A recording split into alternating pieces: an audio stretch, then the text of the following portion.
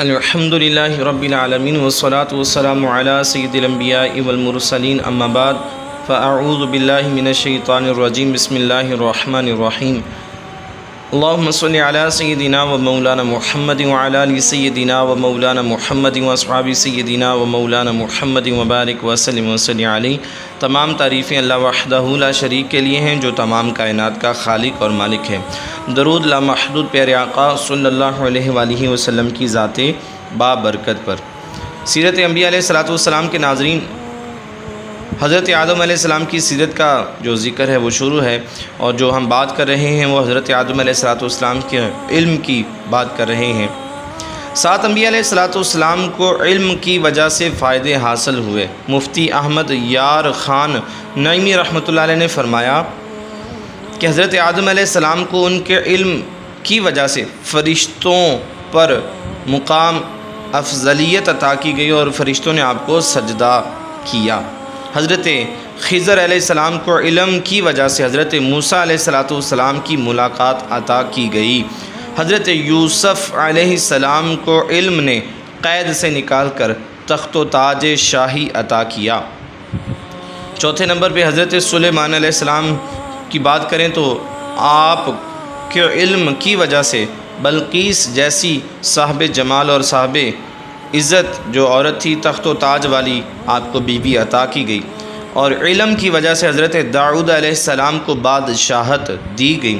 علم کی وجہ سے حضرت عیسیٰ علیہ السلام کی والدہ سے تہمت جو تھی وہ دور کرائی گئی، اور علم ہی کی وجہ سے ہمارے کریم آقا صلی اللہ علیہ وآلہ وسلم کے سر مبارک پر خلافت الہیہ اور شفاعت کبریٰ کا صحرا باندھا جائے گا۔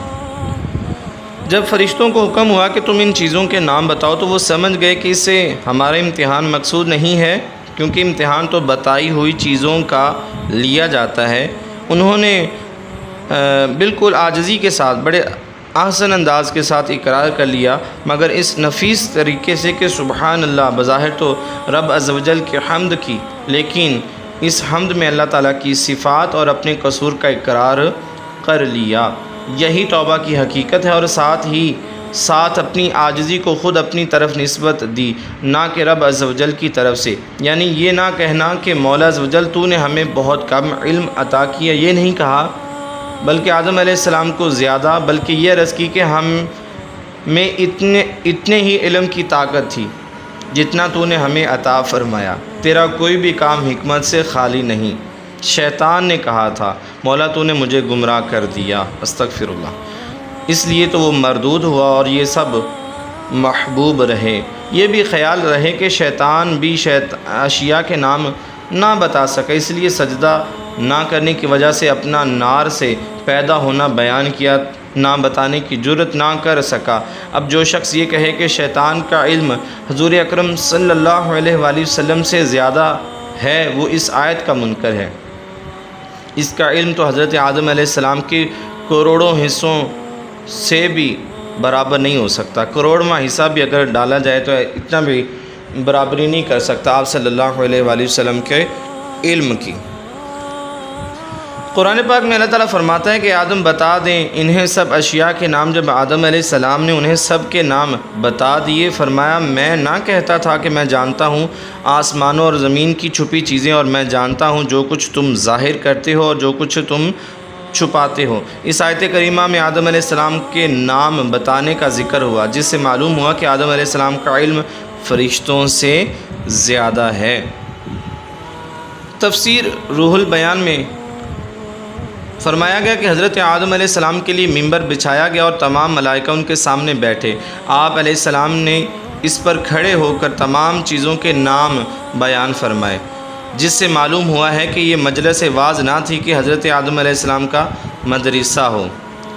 اس آیت سے یہ بھی معلوم ہو رہا ہے کہ حضرت آدم علیہ السلام نے یہ سارے نام آن کی آن میں بتا دی، کچھ دیر نہ لگی، کیونکہ آنن فانن سے یہ بھی ایک معجزہ ہے۔ تھوڑے وقت میں بڑے سے بڑا کام کر لیا جائے، ورنہ بے شمار چیزوں کے نام بتانے کے لیے بڑا وقت درکار تھا۔ آج سب فرشتوں کی عبادت جو تھی حضرت آدم علیہ السلام کا واعظ سننا تھا۔ سب کی تمام ڈیوٹیاں ختم کر کے یہاں حاضری کا حکم دیا گیا۔ صحبت نبی ساری عبادات سے افضل ہے۔ آج نمازی، حاجی، غازی، قاری بن سکتے ہیں مگر صحابی کوئی نہیں بن سکتا۔ سبحان اللہ۔ حضرت آدم علیہ السلام نے تو اپنے زمانے میں فرشتوں کو یہ سب کچھ بتا دیا، لیکن ہمارے نبی کریم صلی اللہ علیہ وآلہ وسلم نے بھی ایک مرتبہ منبر پر قیام فرما کر ابتدائے پیدائش سے قیامت تک کے سارے حالات پورے بیان کر دیے۔ جب آدم علیہ السلام نے وہ سارے نام بتلا دیے تو پھر اللہ تعالیٰ نے فرشتوں کو حکم دیا کہ اے فرشتوں، تم آدم علیہ السلام کو سجدہ کرو۔ تمام فرشتوں نے ایک دم حضرت آدم علیہ السلام کو سجدہ کیا۔ سجدہ دو قسم کا ہوتا ہے، ایک تو اللہ تعالیٰ کی ذات کے لیے سجدہ ہوتا ہے جس کو تعبدی کہتے ہیں، اور ایک سجدہ تعظیمی ہوتا ہے۔ جو تعبدی سجدہ ہوتا ہے وہ اللہ تعالیٰ کو خالق مان کر، رب عز و جل مان کر اس کو سجدہ کیا جاتا ہے، اور جو تعظیمی سجدہ ہوتا ہے وہ کسی کی تعظیم کے لیے سجدہ کیا جاتا ہے۔ پہلی امتوں میں سجدہ کرنا جائز تھا، جیسا کہ حضرت یوسف علیہ السلام کے بھائیوں نے ان کو سجدہ کیا، اور اسی جگہ سجدے میں 4 اقوال بھی موجود ہیں۔ کچھ روایات یہ بھی آتی ہیں کہ سجدہ جو تھا وہ پیشانی زمین پر نہیں رکھی جاتی تھی، بلکہ کسی کو سجدے کرنے سے مراد یہ ہوتا تھا تعظیم کے لیے جھکنا۔ تو ایک روایت میں یہ بھی آتا ہے کہ حضرت یوسف علیہ السلام کے جو بھائی تھے انہوں نے آپ کو سجدہ کیا۔ اس سے مراد علماء یہ بھی بیان کرتے ہیں کہ ان کا جو تھا وہ جھکنا یہی تھا، نہ کہ اپنا سر سجدے میں رکھنا۔ اور ایک سجدہ ہوتا ہے جس میں تعظیم ہوتی ہے، اور ایک سجدہ ہوتا ہے جس میں اللہ تعالیٰ کی طرف سجدہ کیا جائے، اور اگر بندہ کوئی کسی اور کو خدا سمجھ کر سجدہ کرے گا تو یہ بہت بڑا شرک ہے۔ فرشتوں سے کون سا سجدہ کروایا گیا؟ تو یقیناً اس میں کون سا شک ہے، فرشتوں سے تعظیمی سجدہ کروایا گیا تھا۔ جب اللہ تعالیٰ نے فرشتوں کو حکم دیا کہ فرشتوں سجدہ کرو، تو تمام فرشتوں نے سجدہ کیا، مگر شیطان لعین نے سجدہ کرنے سے انکار کیا اور تکبر کیا، کافروں میں سے ہو گیا۔ جیسے کہ اللہ فرماتا ہے قرآن میں فَسَجَدُوا إِلَّا إِبْلِيسَ أَبَىٰ وَاسْتَكْبَرَ وَكَانَ مِنَ الْكَافِرِينَ، تو سب نے سجدہ کیا سوائے ابلیس کے، منکر ہوا اور غرور کیا اور کافر ہو گیا۔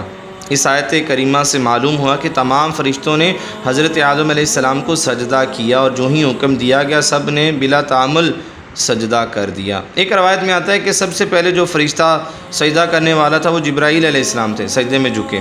پھر دوسرے نمبر میکائیل علیہ السلام جھکے، تیسرے نمبر پر اسرافیل علیہ السلام جھکے، اور چوتھے نمبر پر حضرت اسرافیل علیہ السلام جھکے۔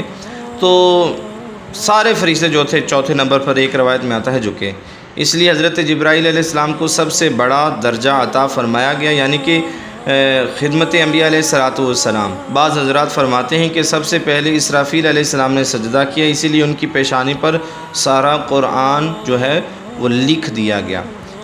اب یہ سوال پیدا ہوتا ہے کہ سجدہ جو ہے وہ کتنا عرصے تک کیا؟ ایک روایت میں آتا ہے کہ سجدہ جو ہے وہ ظہر سے لے کر عصر تک کیا، ایک روایت میں آتا ہے کہ 100 سال تک فرشتے جو تھے وہ سجدے میں رہے، اور تیسرا قول یہ ہے کہ 500 سال تک جو فرشتے تھے سجدے میں رہے۔ ان باتوں کو اس طرح جمع کیا جا سکتا ہے کہ اولاً تو فرشتوں نے حضرت آدم علیہ السلام کو سجدہ کیا، جس کا شیطان نے انکار کیا۔ یہ سجدہ تھوڑی دیر تک رہا، پھر انہوں نے سر اٹھا کر دیکھا کہ شیطان حضرت آدم علیہ السلام کی طرف پیٹھ پھیرے کھڑا ہے، تب انہوں نے دوسرا سجدہ کیا۔ اس سجدے کی توفیق شکریہ میں ادا کی۔ یہ سجدہ رب عز و جل کے لیے تھا اور سجدہ شکر تھا۔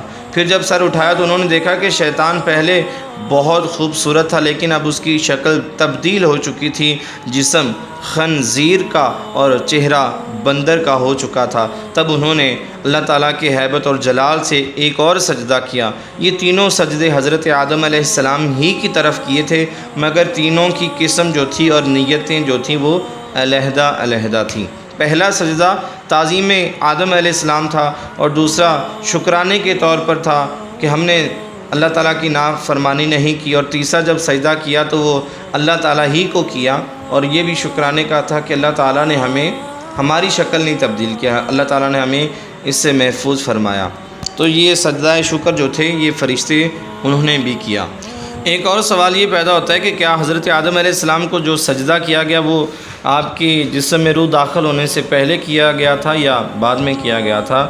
تو حضرت آدم علیہ السلام کو فرشتوں سے اس وقت سجدہ کرایا گیا جب جسم بنایا گیا تھا اور اس میں روح جو تھی وہ ڈال گئی تھی۔ اس کے بعد اللہ تعالیٰ نے حکم فرمایا تھا کہ اب ان کو سجدہ کیا جائے۔ سیرت انبیاء علیہ السلام کے ناظرین، یہیں پر میں اکتفا کروں گا کہ سجدے کے اوپر، اور جو اگلی ویڈیو ہوگی اس میں میں ذکر کروں گا کہ حضرت آدم علیہ السلام کو شیطان نے سجدہ نہ کیا تو شیطان کا میں ذکر وضاحت کے ساتھ کروں گا، اور تھوڑی سی متعارف کرواؤں گا کہ شیطان کیا تھا، کس طرح بنا اور کیسی عبادت کرتا تھا، اس کے بارے میں اگلی ویڈیو بناؤں گا۔ اور پھر یہ معاملہ ہونے کے بعد اللہ تعالیٰ نے حضرت آدم علیہ السلام کو جنت میں داخل فرما دیا، پھر ہم جنت کا ذکر کریں گے اور جنت کے مزید واقعات کا ذکر کریں گے۔ یہ ویڈیو جو ہے ثواب کی نیت سے سنا کریں، آگے شیئر بھی کیا کریں، اس کو لائک اور سبسکرائب بھی کیا کریں ویڈیو کو، تاکہ حوصلہ افزائی بھی ہو سکتی ہے۔ ویسے میری نیت ثواب کی بھی ہے کہ اللہ تعالیٰ مجھے ثواب عطا فرمائے، جو میں یہ ایک نیک عمل کرتا ہوں تو دوسروں تک پہنچائیں گے ثواب کی نیت سے، تو میرا بھی ثواب بڑھے گا اور آپ کا بھی ثواب بڑھے گا۔ اللہ رب العزت کی بارگاہ میں دعا ہے کہ اللہ تعالیٰ ہم سب کو یہ انبیاء علیہ السلام کا ذکر کرنا، اس کی برکتیں ہمیں دنیا اور آخرت میں نصیب فرمائے۔ اس ذکر کی برکت سے اللہ تعالیٰ ہماری زندگی کے تمام گناہوں کو معاف فرمائے، آپ صلی اللہ علیہ وآلہ وسلم کی محبت میں جینا مرنا، قیامت کے دن اٹھنا نصیب فرمائے، اور وما علینا الا البلاغ المبین۔